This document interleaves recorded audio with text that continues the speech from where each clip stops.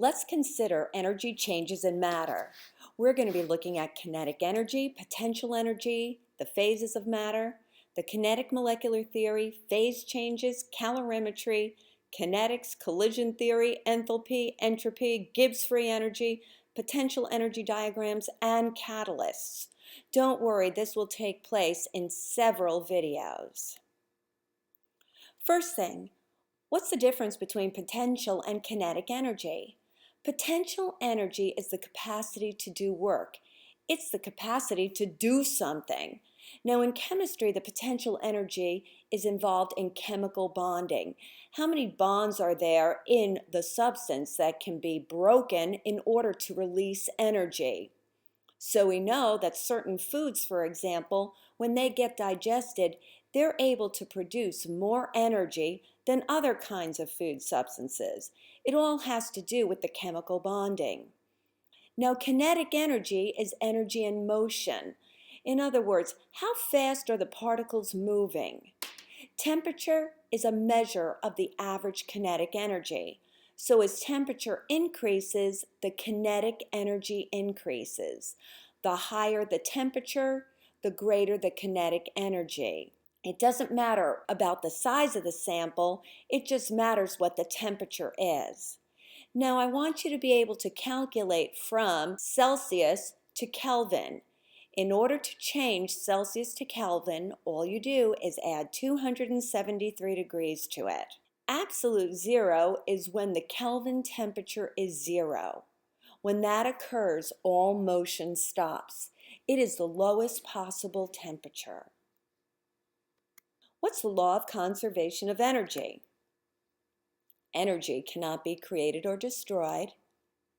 In an endothermic reaction, the system gains energy from the surroundings. That causes the surrounding temperature to decrease. In an endothermic reaction, delta H is positive.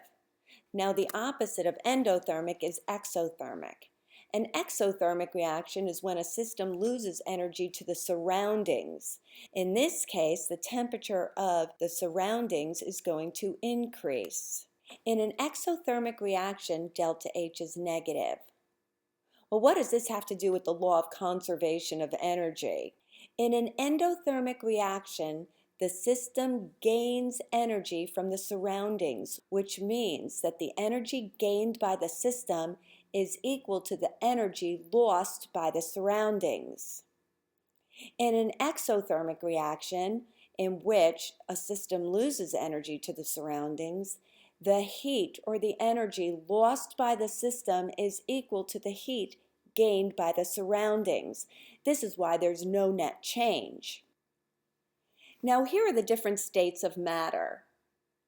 Remember, solids, tightly packed, regular pattern, definite shape, definite volume. They vibrate, but they do not move from place to place. Solids have the strongest intermolecular forces of attraction. Liquids are also close together, but there's no regular arrangement. That means it has an indefinite shape. Liquids take on the shape of their container. Liquids do have a definite volume, however. The particles that make up a liquid can vibrate, they can move about, they can slide past each other. In other words, they can change location. But the total volume never changes. Now, liquids have weaker intermolecular forces of attraction than solids do. Well, finally, we have gases on the right. Gases are well separated, no regular arrangement, indefinite shape, and indefinite volume. Remember, when we go over the gas laws, we're going to see how pressure and temperature will affect the volume of a gas. Now, gas particles can vibrate and move freely past one another. They diffuse readily, they mix easily, they react quickly, they're at high speeds, and gases have the weakest intermolecular forces of attraction. Now let's consider this diagram: gas, liquid, solid. When a gas changes to a liquid, we call that condensation. When a liquid changes to a solid, we call that phase change freezing. When a solid changes to a liquid, that's called melting or fusion. And when a liquid changes to a gas, that's called boiling or vaporization. It's important to know the proper vocabulary when talking about phase changes. Remember, a phase change is just a change in the physical properties of the substance. Phase changes are not chemical changes. Now let's look at the energy associated with phase changes. To change a solid to a liquid, don't we have to add energy? Melting is an endothermic process. And then, if a liquid becomes a solid, that's the opposite, isn't it? That's called freezing or solidification. Freezing is an exothermic reaction. The liquid actually loses energy to become a solid. Now, what about a liquid becoming a gas? That's boiling, okay? And in order for something to boil, it has to absorb energy. Boiling is also known as vaporization. Now, evaporation is also when a liquid changes to a gas, but it doesn't necessarily have to occur at the boiling point temperature. It is also an endothermic process. Now, when a gas becomes a liquid, and that happens when after you take a shower and you see the hot steam condensing on your mirrors, that is when the gas becomes a liquid. That is an exothermic process. The gas loses energy to become a liquid. Now, sometimes solids can go right to the gas phase without becoming a liquid. That's called sublimation.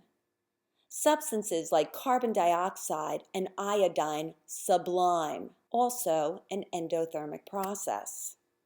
The opposite of sublimation is called deposition, and that's when a gas goes to a solid. Now let's compare evaporation and condensation. In order for a liquid to evaporate, it has to absorb energy, endothermic, to break those intermolecular forces of attraction. That means that the more energy you add, the easier it is to break those intermolecular forces of attraction, and the more will evaporate. Now in the bottom arrow, we see the opposite, which is condensation. This is when the gas particles lose energy, exothermic, and those intermolecular bonds increase in strength. To evaporate, molecules must have sufficient energy to break those intermolecular forces. Molecules at the surface break away first and become a gas. Only those with enough energy can escape. And breaking those intermolecular forces requires energy, and the process of evaporation is endothermic. Evaporation is a cooling process because it absorbs energy from its surroundings. Remember, energy cannot be created or destroyed. That means when a liquid absorbs energy from its surroundings, that's the same amount of energy that the surroundings loses. So in other words, evaporation is endothermic. But we usually measure the temperature of the surroundings, and since the surroundings are losing energy, their temperature goes down. Now, in a closed system, there's no gain or loss of energy or matter, and a closed system will establish equilibrium. That means if I put a top on a container of liquid, evaporation and condensation will occur at the same time and the same rate. Equilibrium occurs when the rate of evaporation equals the rate of condensation, which means there's not going to be any net change in the amount of liquid or amount of gas. Let's look at the heating curve for water. In interval A, we have a solid. Interval B is a solid becoming a liquid or melting. Interval C is a liquid. Interval D is a liquid becoming a gas. And interval E is just your gas increasing in temperature. Notice this is a heating curve. That means that potential energy is increasing in all of these intervals. That line right there represents the melting point of water. The melting point always occurs at the first flat portion of the heating curve. Can you predict where the boiling point temperature is going to be? There it is, 100 degrees.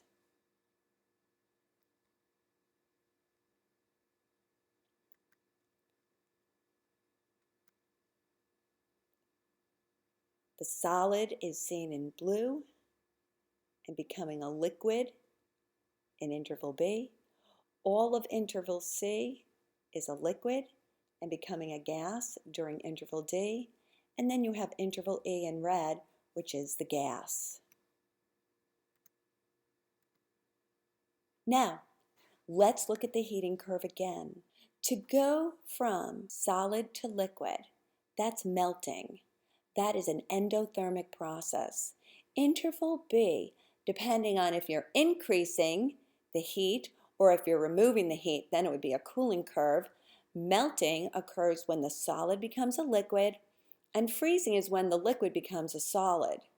In interval D, you have vaporization occurring and you have condensation, which is the opposite reaction occurring. B and D are at equilibrium. There is no net change in temperature until you have only one phase present. Here's the heating curve for water. And notice in the first interval, the temperature is increasing, the kinetic energy is increasing, the potential energy is increasing. In the liquid portion, you also see temperature increasing, kinetic energy increasing, and potential energy increasing. And then finally, in the gas interval, the same thing. Temperature is increasing, kinetic energy is increasing, and potential energy is increasing.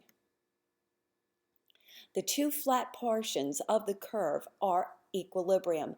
Those are phase changes. During a phase change, there is no change in temperature.